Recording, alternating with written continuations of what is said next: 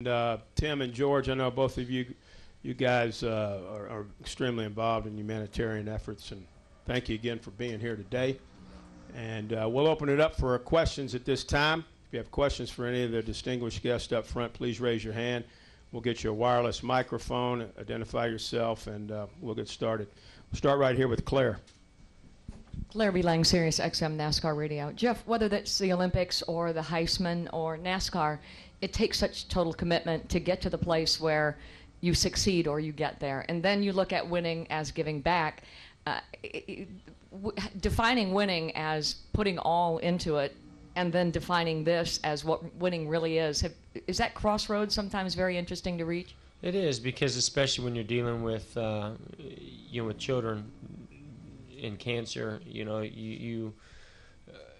today we're in America, we're seeing a lot more success in what we could somewhat call winning, because the cure rates on a majority of cancers have gone very high, but at the same time, long-term effects are still in place for these kids in their life and the quality of life.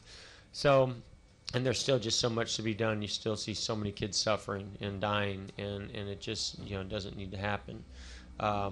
Then you go abroad, and you go overseas and you see what's happening there, and that's why it was such a win-win for me to be there, because I know what a difference we can be making, because there isn't near enough effort being made there, and kids are dying from things that are very curable.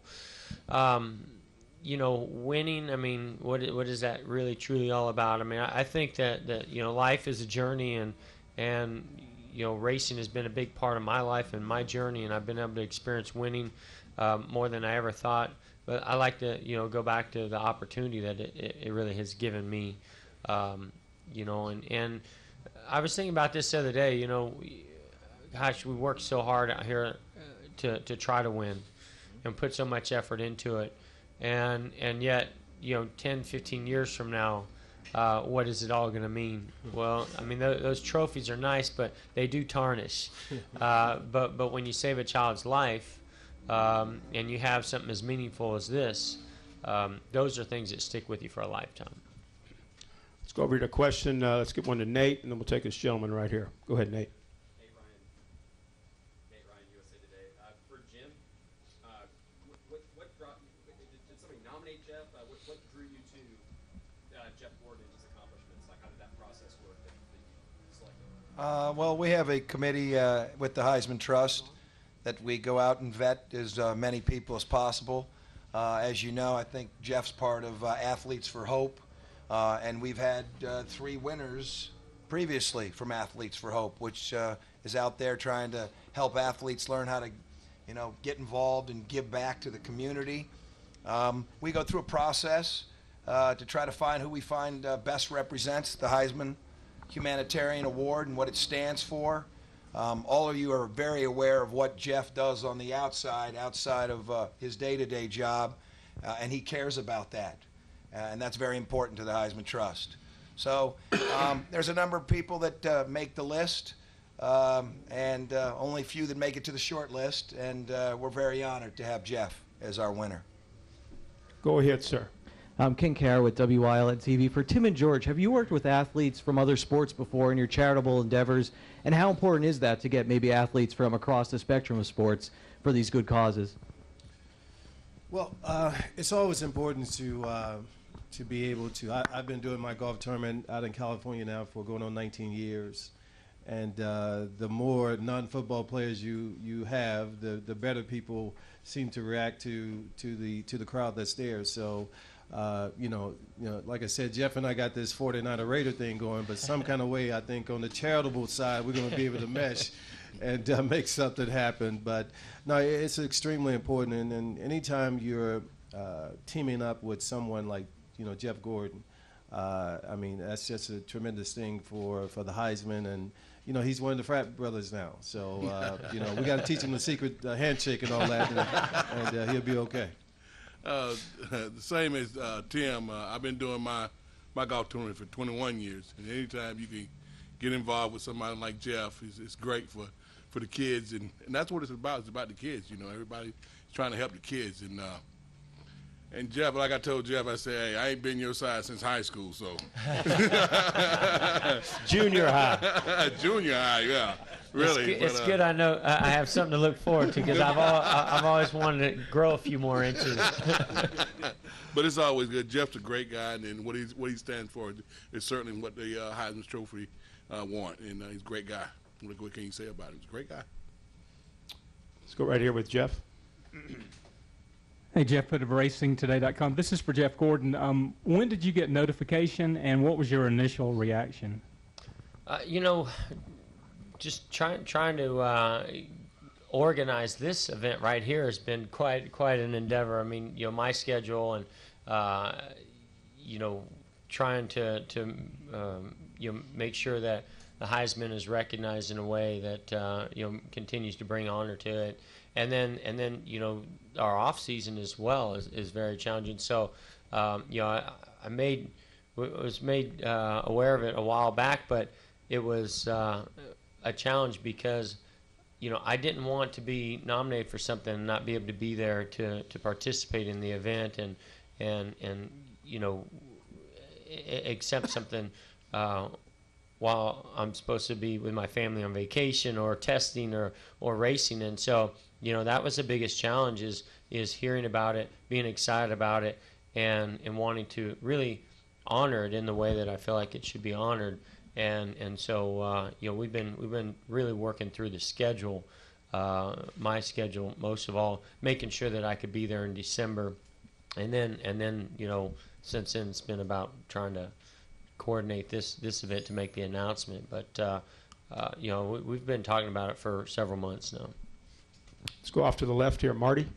Marty Smith, ESPN. This is for any of the three of you guys that have had such great competitive success.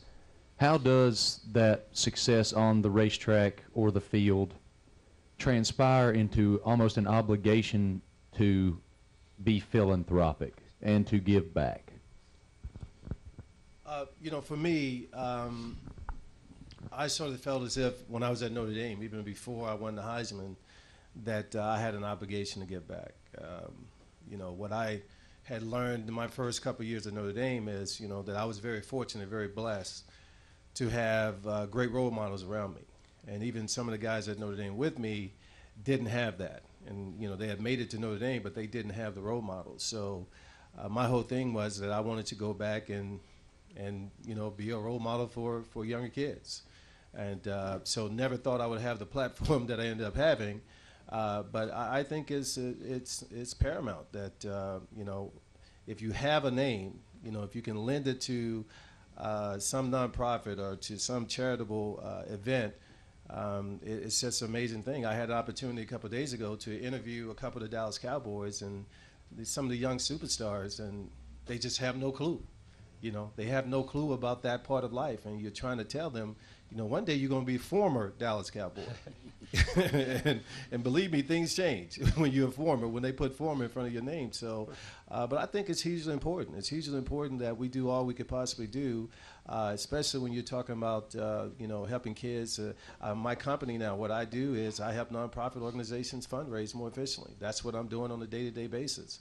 I sleep very well at night because I know that I'm trying to do something good every day that I'm working. So, I think it's paramount that athletes get involved and do anything they could possibly do.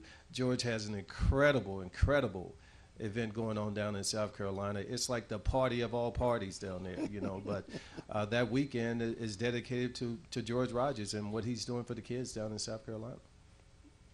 And like Tim, I don't want to be very long, but it does give us an opportunity when we get through playing football at the other level to go back and help the kids in the community, because if they ain't got that education, they've lost. And it's up to me and people like him and Jeff to help some people, because everybody didn't have it like we had it.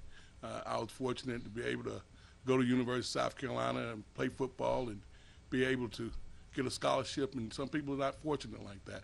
So you got to help the ones that can't do it, can't go in that kind of area like that, and help them get away to make sure that their family can get scholarships and do the right thing. So it works out in the end if you plan it right. The only thing I'm going to add to is I struggle with this on a day-to-day basis because I'm in Michigan testing on Monday. We're here on Thursday night. I've got 2 children, a wife, and a trip to Rwanda over our off weekend is not an easy thing to pull off.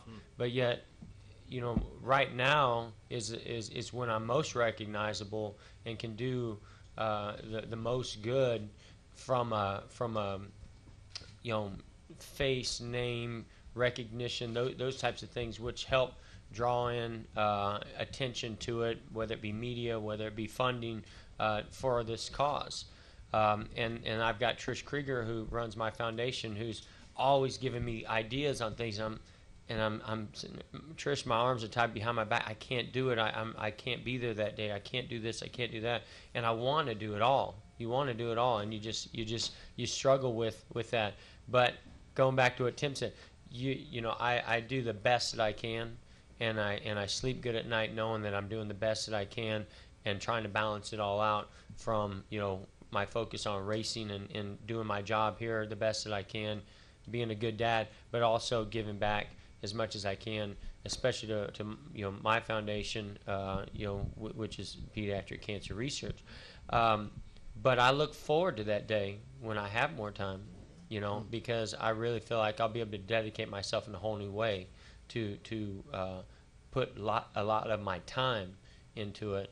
I might not be as recognized or bring as much to the table then, but I think I'll be able to give a lot more of my time towards it, and I look forward to that.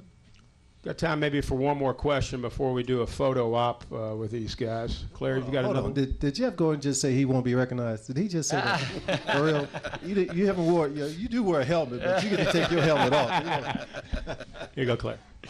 Claire Lang, Sirius XM NASCAR Radio. A light question. Now that after they teach you the secret handshake, can you ask them, George and Tim, to help you with your fantasy football picks? Oh, gosh. I need plenty of help, that's for sure. I bet they could help me a lot. Yeah, I'm going to get in their ear about that. Okay, thank you so much to folks from the Heisman Trust, Jim, Tim Brown, George Rogers, for being here today. Jeff Gordon, congratulations, an honor well deserved. I think we're going to get some photos here, and then Jeff's going to stick around for a few minutes and talk a little bit about racing. Thank you very much.